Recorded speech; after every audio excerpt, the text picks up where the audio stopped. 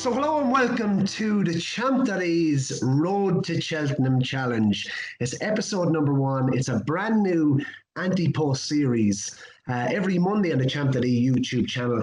And remember that word, it's challenge. And I'm going to be joined by Andrew Blair-White every week between now and the festival in March to give one Ante-Post selection along with, I suppose, a bit of brief discussion about the weekend's racing that's gone by and the weekend, maybe some Ante-Post movers from the weekend. It's going to be here every Monday on the Champ.ie channel. And notice that word is challenge. We want you guys to get involved, but this is how it's going to work. We've obviously have 17 weeks of it now until that big day, of course, the Tuesday in March. So we're going to have 17 selections at a level stakes, win only. And we have additional 3 wildcard selections to play, and the wildcards are going to be worth 2 points, win only. The prices are going to be best price generally available, and just want to stress that it has to be available by 2 firms, minimum of 2 firms. We want you guys to get involved. As I said, I can't stress enough, it's the word challenge. There's been lots spoken, Andrew. Who is the Ante-Post King? Well, maybe it could be one of our viewers. The template is below. I want to say that we're starting from scratch. This is a complete start from scratch, and this is a competition. As I said, there's going to be about 20 selections between now and the festival in March. And as I said, it could be one of the viewers to take that Ante-Post King title. We're going to start off, as we will every week, with a standout performance of the week. Andrew Blair-White, I suppose the Movember, by the way, I must compliment you, is coming on well. What was your performance of the week? I thought the one that really to take out of it, though, was Gavin Cromwell's bumper horse on Saturday, a horse called Let's Be Clear About It. He was ridden by Patrick Mullins. He'd won a Tipperary bumper beating Enniskerry, who he actually ended up beating again, who was a pretty well-regarded horse for Barry Connell, and Dark Spark of Gordon Elliott, who'd previously won a bumper as well. Didn't come off the bridle. He's owned by a small enough owner, and you maybe remember, Barry, around this time last year, I told you that the next time we saw Cerberus after he won a Ferry House Grade 3, the next time we saw him, he'd be in the green and gold. I think the exact same can be said about this. Let's Be Clear About It. Gavin Cromwell's had some good horses with JP over the last few years, and I'd be very surprised if JP hasn't opened his checkbook already to purchase this 5-year-old. I think he's a seriously good horse going forward and a really, really good proposition for novice hurdles next year going into the next season. Yeah, interesting. Actually, Mike flagged it up, didn't he, on the podcast last Thursday? And you said it never came off the board. It was so impressive. 12's actually is the best price now for the champion bumper. I think he was 33-1, Andrew, before the race. Look at Sir Gerhard. He really impressed me up the north. And I thought Petrosian, actually, at Newbury last week was probably the best that I've seen in England. If I was to give you, I suppose, a pick of any of those 3 horses going forward, which one would you be picking? I think it is hard to get away from Sir Gerhard, I must say. He was so impressive up in Down Royal, and he obviously comes with the reputation as well. I do like the other 2 horses an awful lot. Petrosian's a very good horse. I'd be warning people, though, that obviously Paul Nicholls hates the champion bumper. So I doubt that's where he'll end up. He's more of a long-term prospect. Let's be clear about it. I'm not sure what way they'll go down this year, whether they'll keep the bumpers. He's obviously a 5-year-old. He'll be 6 come January. So he is getting on almost already to get started with his hurdling career. So I wouldn't be sure where they'll go. 3 very good prospects, but you'd have to want to have Sir Gerhard in your stable, Barry.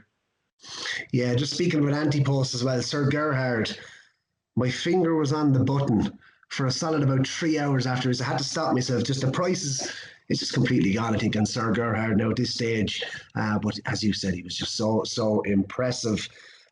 Just speaking about the weekend, Andrew, look, I know it's a big weekend for yourself. Ante-Post, you're on your blog, as I said, you might be going to put one of these horses up again in the Champ Road to Cheltenham. But Abracadabra is saying, right, this is a big race reaction. I mean, look at this, it's divided a lot of opinions, I suppose, on Twitter and in the racing world about, what people made of the ride from Mark Walsh, St. Raw. Personally, I think his jumping needs to improve an awful lot. But what was your initial reaction? Would you think maybe he can turn the tides on Abracadabra this side of the water between now and March? Yeah, look, it was a head in hands watch. There's no getting away from it. If you were on Samoa, I know people were giving Mark Walsh a hard time. Mark Walsh has had plenty of big winners over the last number of years. Look, he probably would want a second bite of the cherry if you gave him one, but wouldn't any jockey that loses out by a neck in a Grade 1? I'd be with you. His jumping does need to improve an awful lot for the price he is for the champion hurdle. I think Abracadabras is a very good horse, but he can't win a champion hurdle because he'd have to be delivered the same way Archibald was trying to be delivered many moons ago, because he just doesn't find anything out in front. He finds small amounts off the bridle, and it wouldn't surprise me if he's the type of horse that just travels into the champion hurdle, looming large, turning in. Someone said that. Yeah, I think someone said that they'll have to bring Paul Carberry back out of retirement for this ride in Abracadabras. But yeah, exactly. He's going to probably travel almost the best than anyone in the champion hurdle, but you just don't know what he's going to find. It was, like, I suppose it was good performance from him. He is a very good horse, and it was a good performance to win. But even then you'd have to be a little bit tempered by his finishing effort in the last 50 yards. I saw some people saying that he was battling. I thought he was completely pulling up and giving everyone else a chance. So that's anyway. It's a game of opinions, as you well know, Barry. But I think Samoa is probably the best of them. But I'd be with you. He really does need to scrub up his jumping an awful lot to win a champion hurdle. Market movers, Andrew, we're just going to come on to now from the weekend. The big breakaway, 10s from 20s from the RSHS. I have to jump in here now and express a bit of opinion on this one. People just getting very carried away. I mean, he's bet absolutely nothing here. I mean, what was it? The Emma Lavelle horse was running around in point to points not so long ago. And, if you look at the way he was travelling down the back, it was highlighted obviously afterwards that Robbie had to give him a few scrubs. Is that the sort of attitude you're going to need to win an RSHS? His jumping, I thought he was very, very big at his fences, especially for a 3-mile chaser. Is he losing too much energy in the air? You look back then again to his Ballymore run.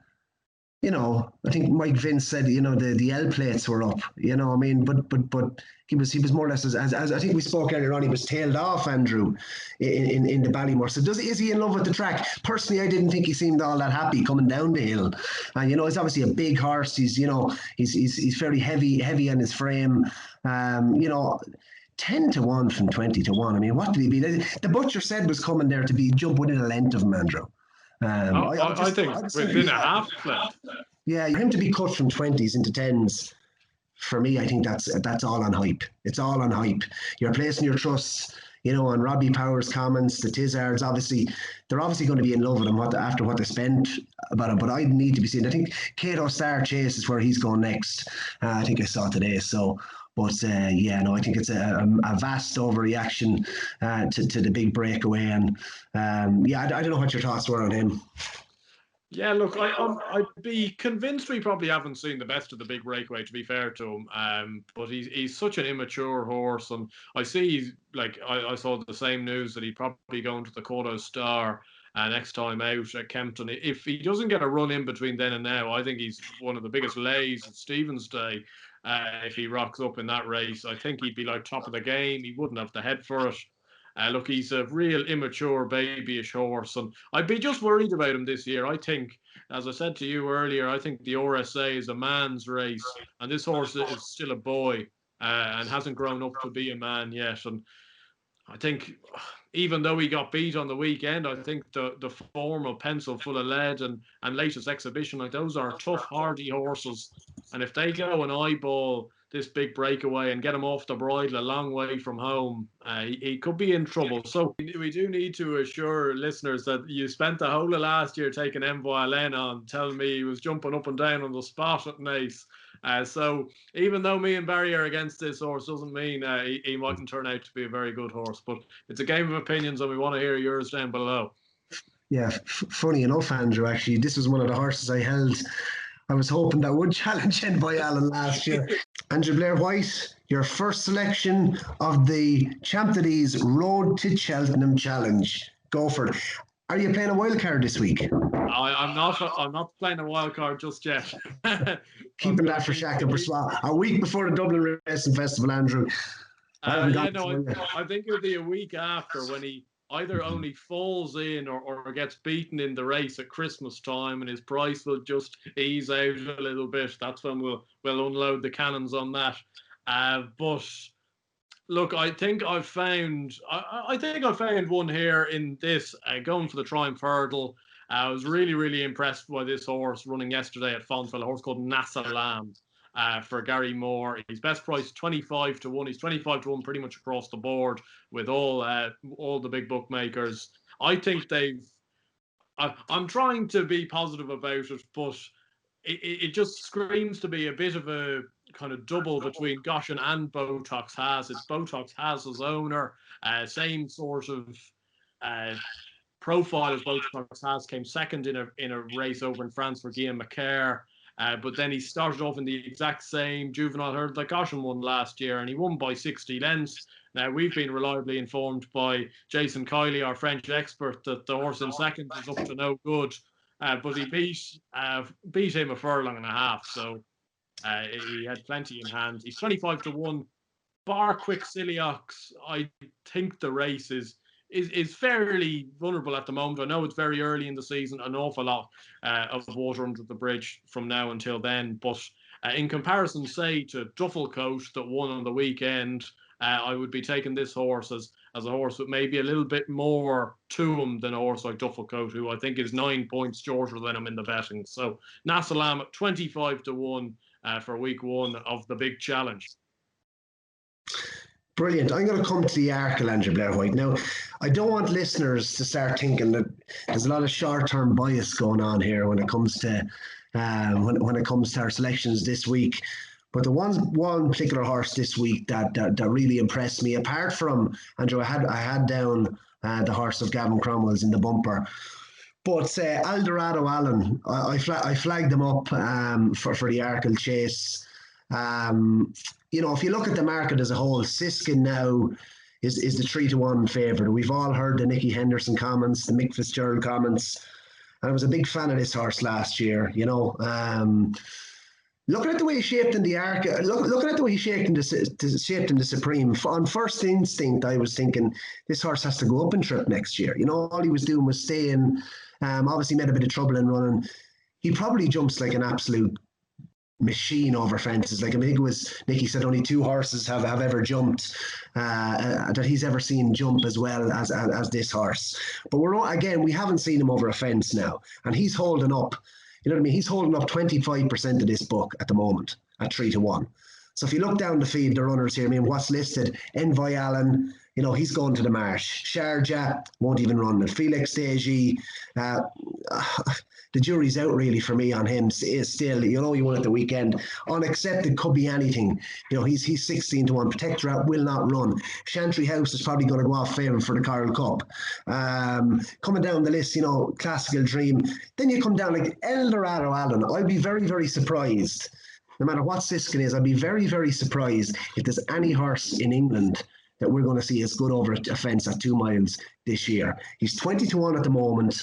I'd be very, very surprised. Colin Tizard, interesting the comments after the race. Obviously, the horses only had seven starts, 2 runs over fences. He jumps like a horse that's been running in all the 2 mile open chases for the last 3-4 years. He put Defi to shame. With his jumping, he was so clean. He actually impressed me on his chase debut, and I was hoping he would step up, and he did. But Gumball made this a good test. He was going to beat Gumball. Colin Tizard came out afterwards and said he's the best 2 mile chaser he's ever had over fences. Now, when you take into account that Q Card ran in a golden era of 2 mile novice chasers, with your Sprinter Sacras, your Alpha Rocks, if you take that statement, that's a pretty big statement to come out of Colin Tizard's mouth. And I just think he's going to improve. He's only going to improve. I'm not sure how much more his jumping can improve. He's that much of a pro. But at 20 to 1, if you look at the market at the moment, we don't know what's going to come out in Ireland. And Ergoname could still appear over a fence, Andrew Blair-White. He's entered actually for a chase on Friday, I think. For a chase on Friday, yeah. Lloyd Murphy actually pointed out on Twitter. But I just think that Eldorado Allen, if you look at it, I cannot see him going off that price on the day. He's going to run again. I'll be very surprised if he runs into a better one in England other than Siskin. If, of course, Siskin lives up to that promise. I've taken 20-1. I think he is a good bet. I think he's been underestimated, and I think he's a quality horse. So that's my selection. Just again, we'll say it. We'll be back every Monday between now and the Cheltenham Festival. We want you guys to get involved. Who's going to be the Ante-Post King this year? Is it going to be Andrew Blair-White? Is it going to be Barry Doyle? Or is it going to be one of you guys? Comment below. And I've enjoyed this. I think we're going to enjoy this, Andrew, as the season goes on. Yeah, it's going to be really good. As you've said many times there, let's try and get as many people involved as possible. And if you think you can do an awful lot better than us, make sure to let us know down below and give us your comments and your tip for this week. Brilliant. Enjoy doing it, Andrew. We'll be back next week.